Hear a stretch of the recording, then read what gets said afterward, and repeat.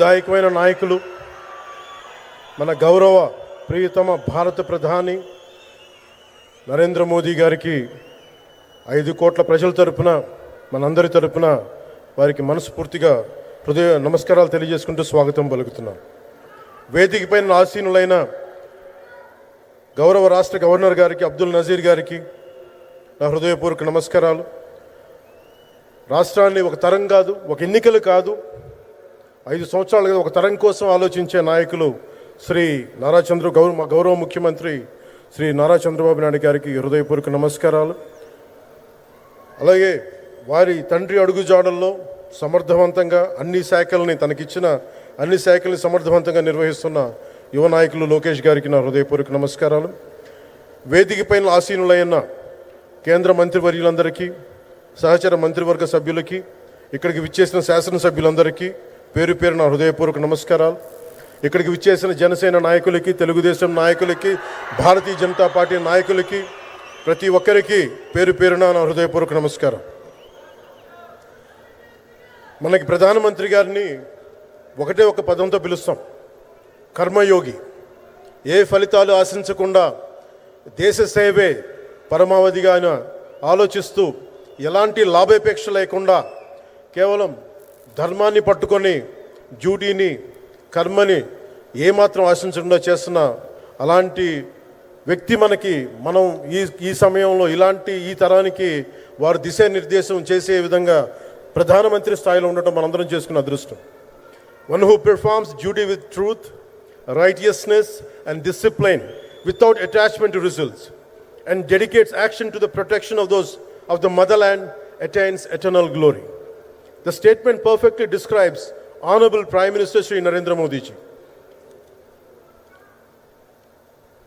Our Honorable Prime Minister Shri Narendra Modi ji is not just leading a government.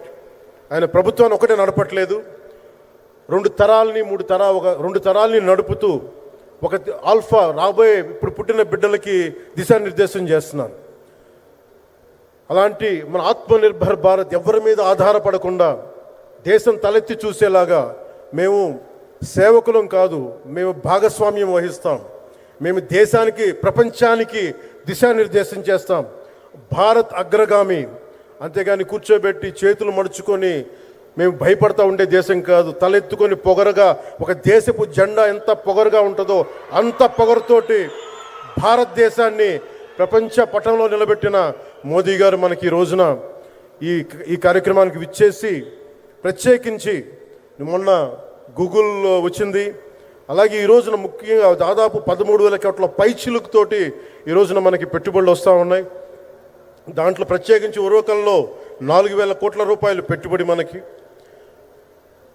ప్రత్యేకించి ఈ రోజున మనకి GST పన్నులు ఎప్పుడు పెరగడమే తప్ప ఇప్పుడు తగ్గవు.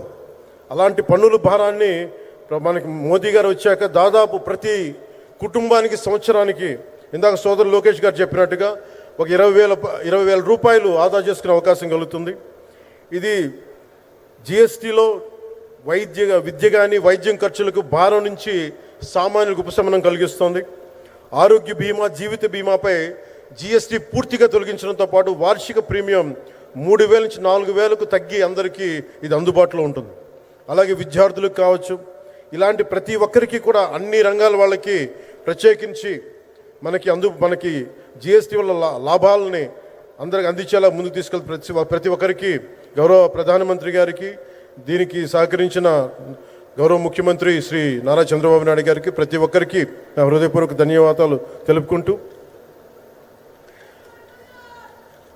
ప్రధానమంత్రి గారికి ఇంకొకసారి ప్రత్యేక ధన్యవాదాలు తెలుపుకుంటూ, మేమందరం ఈ కూటమి ఒక 15 ఏళ్ళకి తక్కువ కాకుండా బలంగా ఉండాలి. మనందరం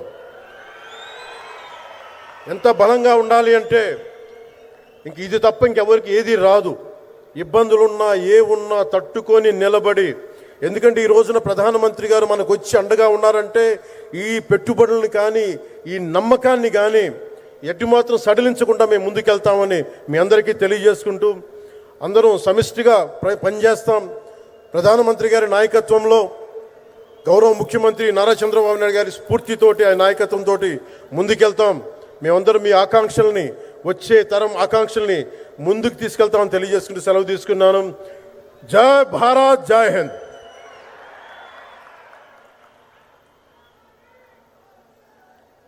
అనేక ధన్యవాదాలు సార్.